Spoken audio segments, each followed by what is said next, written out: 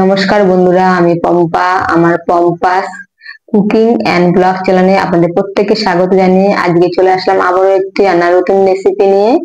আশা করি আপনাদের রেসিপিটি ভালো লাগবে। আজকে আমি করবো টমেটো চিপস বাড়িতে। আমি টমেটো গুলো ধুয়ে নিয়েছি, এখন আমি কেটে নেব।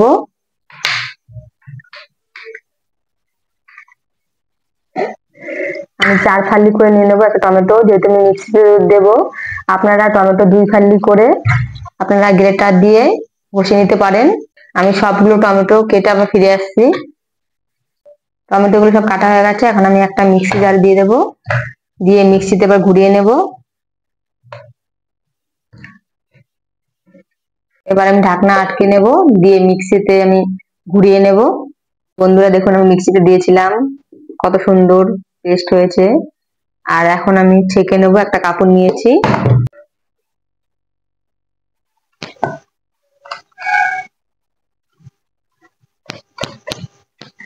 আমি টমেটোর রসটা কাপড় দিয়ে ছেঁকে নিচ্ছি, আপনারা ছাঁকনি নিয়ে করতে পারেন। বন্ধুরা আমার দেখুন, এখানে টমেটো রস বের করা হয়ে গেছে। এখন আমি এর মধ্যে দিয়ে দেব গোলমরিচ গুঁড়ো, দিয়ে দেব হলুদ গুঁড়ো আর লবণ। এখন আমি দিয়ে দিলাম 1 চামচ হলুদ গুঁড়ো, দেব লবণ। এখানে টমেটো রসের মধ্যে নিয়ে নিয়েছি 1 চামচ হলুদ ছোট চামচে, আর আমি 1 চামচ নিয়েছি লবণ, আর এখানে ছোট চামচে হাফ চামচের মতন দিয়ে দিয়েছি এখানে গোলমরিচ গুঁড়ো। এখানে আমি ময়দা দিয়ে করছি, আপনারা এখানে আটা দিয়েও করতে পারেন এই রেসিপিটি। আমি আস্তে আস্তে ময়দা দেবো আর মাখবো, লাগলে আবার দেব ময়দা। 1 বাটি পুরো দিয়ে দিয়েছি, যদি লাগে তাহলে আবার দেবো, আগে মেখে নিই।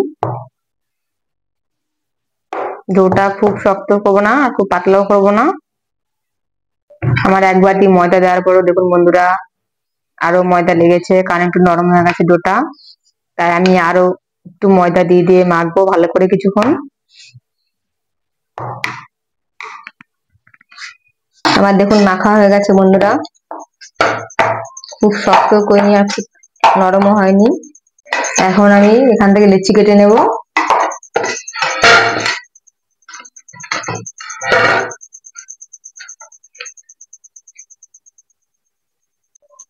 সব লেচিগুলো আমার কাটা হয়ে গেছে। এখন আমি চাটুটার মধ্যে ভালো করে তেল মেখে নেব, সাদা তেল। তারপর আমি এখানে বেলে নেব, রিফাইন তেল লাগিয়ে নেব। আমি চাটুটার মধ্যে বেশি করে তেল মাখিয়ে নিয়েছি, যাতে আমার বেলতে সুবিধা হয়। বেনিটেও লাগিয়ে নিলাম তেল। এবার এখন আমি বেলে নেব।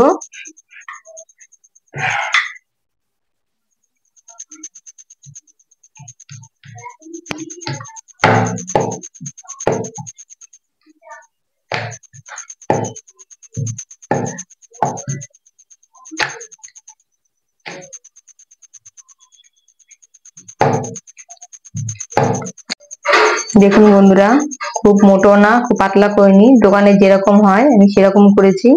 এবার আমি ধারগুলো আমি কেটে নেব।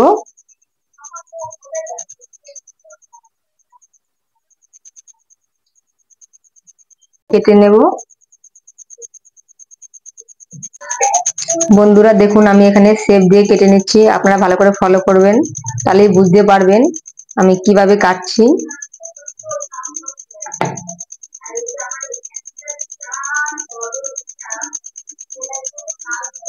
আমার একটু নরম হয়ে গেছে, তাই একটু অসুবিধা হচ্ছে, কারণ প্রথমবার আমি বুঝতে পারিনি, একটু নরম হয়ে গেছে তাই একটু অসুবিধা হচ্ছে আমার কাটতে। এইভাবে আপনারা কেটে নেবেন। আমি তুলে নিচ্ছি।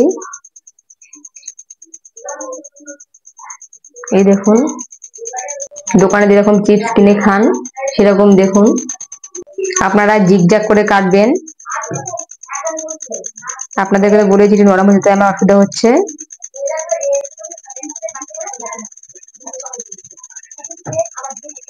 আপনারা বাড়িতে খাওয়ান, তার কোনো ভয়ের ব্যাপার থাকবে না। আমরা অনেক সময় বাচ্চাদের চিপস খেতে দিতে চাই না, কারণ চিপস বাইরেরটা খেলে প্যাকেটের চিপসগুলো অনেক সময় পেট খারাপ হয়, তাই আমরা ভয় পাই, তাই আমরা বাচ্চাদের বায়না মেটাতে পারি না। তাই আপনারা যদি বাড়িতেই এরকম করে দেন তাহলে ভালো হবে।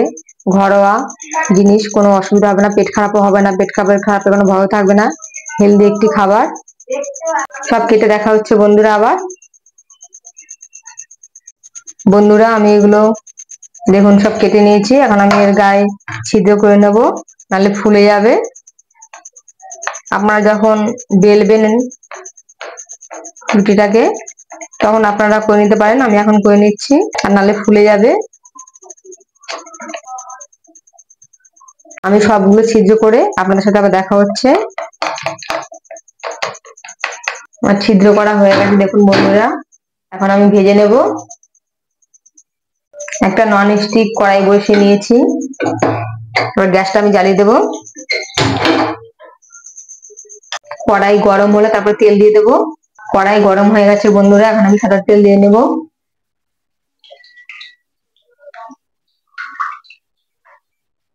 তেল গরম হয়ে গেছে বন্ধুরা, এখন আমি দিয়ে দেবো যে চিপস গুলো আমি কেটে নিয়েছিলাম। এখন আমি দিয়ে দেবো তেলের মধ্যে, একটা একটা করে সব তেলের মধ্যে ছেড়ে দেবো।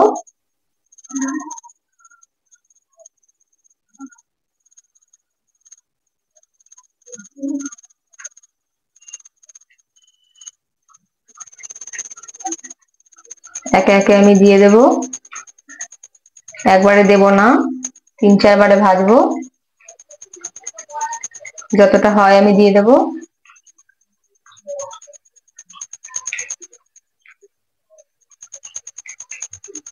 একসাথে অনেকটা দিয়ে গেলে আবার লেগে যাবে গায়ে গায়ে বেশি।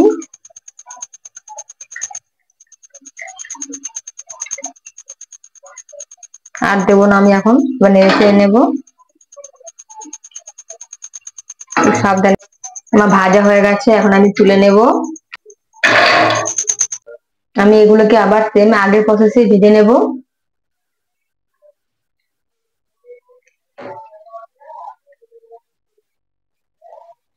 তারপরে আবার দেখা হচ্ছে বন্ধুরা আপনাদের সাথে।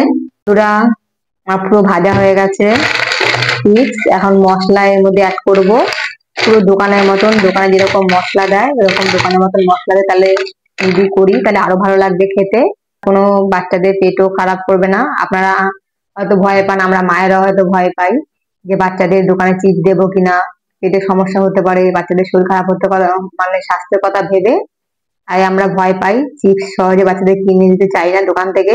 তাই আপনারা যদি এইভাবে বাড়িতে তৈরি করে দেন তাহলে বাচ্চারা বুঝতেই পারবেন না যে আপনারা কিনে এনেছেন বাড়িতে, না বাড়িতে তৈরি করে দিয়েছেন। এবার আমি মশলা দিয়ে দেবো। এখানে দেবো লঙ্কার গুঁড়ো, এখানে আমি অল্প দিলাম লঙ্কার গুঁড়ো।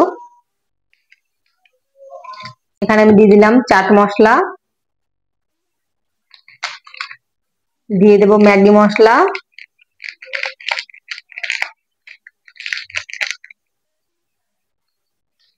দিয়ে দেবো এখানে বিট নুন।